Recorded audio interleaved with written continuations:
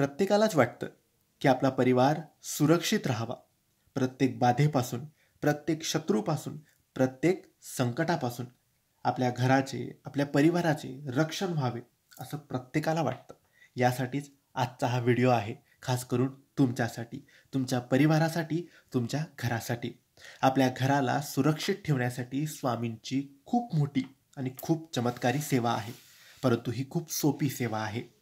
ही सेवा रोज आपण जर सुरू केली तर या सेवेची एवढी शक्ती असते, एवढी ताकद असते की आपल्या घराभोवती, आपल्या परिवाराभोवती या सेवेचं एक दैवीय कवच निर्माण होतं.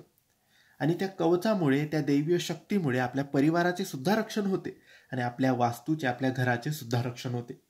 या सेवेमुळे कोणतीही बाधा, कोणतीही नकारात्मकता, वाईट शक्ती, भूत पिशाच, कोणाची नजर आपल्या घराला स्पर्श सुद्धा करू शकत नाही.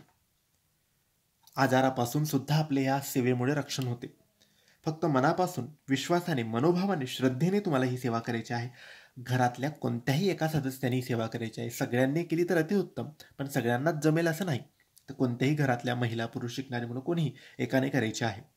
आणि सेवा झाल्यानंतर रोज आपल्या घरासाठी, परिवारासाठी प्रार्थना करायची की सगळ्यांना स्वामी महाराज सुरक्षित ठेवा. बस एवढंच बोलायचं. दुसरं काही मोठी लिस्ट मागत बसायची नाही.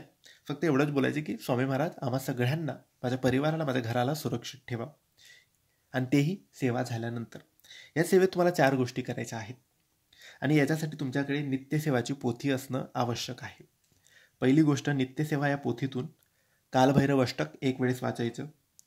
नित्यसेवा या पोथीतूनच रामरक्षा एक वेळेस वाचायची.